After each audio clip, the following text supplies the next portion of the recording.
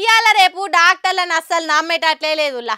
ఏ చిన్న సమస్య ఉందని పోయినా దాన్ని చింపి షాట్ అంతా చేసి సాపంత వరుస్తారు. ఇక బిల్లు అంటారా శాంతాడు కంటే పెద్దగానే ఉంటుంది. ఏదో సర్దైందని దావఖాన్లకు పోతే లక్షల రూపాయల బిల్లు వేసే ఈ కాలంలో ఇక మంచి డాక్టర్లు ఎవరు ఉంటారు చెప్పుండ్రి. కానీ ఏడనో డాక్టర్ ట్రాన్స్ఫర్ అయితే పేషెంట్లు ధర్నా చేస్తుండ్రట.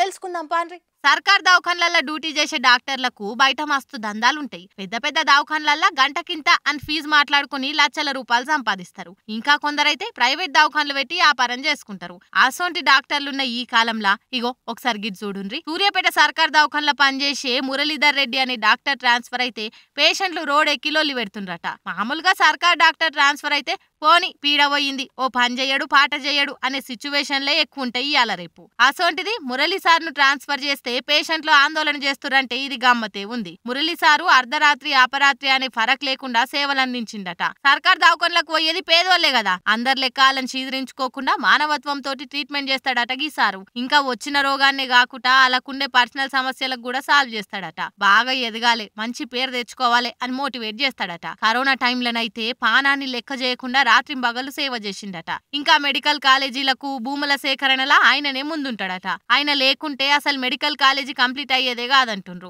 అసొంటి ఆయనను రాజకీయాలకు బలి చేసి దేవుని కూడా అసొంటి దవాఖాన్లకు రాజకీయాలు ఊస్తే ఎట్లా అని క్వశ్చన్ చేస్తుండ్రు పేషెంట్లు. ఇక పేషెంట్లకు డాక్టర్లు నర్సులు కూడా తోడయి వాళ్ళు కూడా గట్టిగానే ఆందోళన చేసిండ్రు. మా ఏరియా డాక్టర్ మాకే కావాలి అని వందల మంది దవాఖాన కాడికి వచ్చిండ్రట. ఇగో ఇట్లుండాలే చూడుండ్రి గవర్నమెంట్ డాక్టర్ అంటే. ఏమో ముందే రాజకీయాలు అంటుండ్రు, ఏడు దాకా పోతుందో ఏమో ఈ కథ.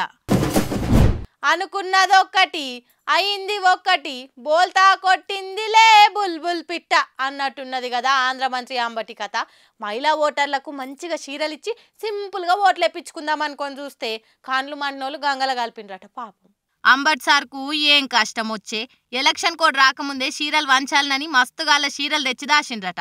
మనకి సర్టిఫికెట్ వచ్చినాక వంచుదాంతి అని వీటిని పంచకుండా గట్లనే గోడౌన్ లో పెట్టిండ్రట. ఇక మొన్నట్ల కిరాణా దుకాణంలో 2000 దాకా దొరికినాయి. ఇయాలనేమో ఎలక్షన్ ఆఫీసర్లకు 5-6 మీదనే చీరలు పట్టుబడ్డాయి. ఈ చీరలన్నిటి మీద జగనన్న బొమ్మ ఉన్నది. మంచిగా ప్యాకింగ్ చేసి పెట్టిండ్రు. ఓటర్లకు వంచేతందుకు చీరలు దాసిండ్రన్న ముచ్చట తెలిసి ఎలక్షన్ ఆఫీసర్లు రైడింగ్ చేసి చీరలను సీజ్ చేసిండ్రు. పాపం ఓటర్లు ఎన్నడన్న చీరల ముఖాలు చూసిండ్రో లేదో, లీడర్లు చక్కటి పట్టు చీరలు ఇచ్చి ఓటర్లను ఆదుకుందామంటే ఈ సీఓలేమో గిట్ల మస్తు చేసి పాయే. పాపం అంబటి సారు ఎంత పని అయిపాయే.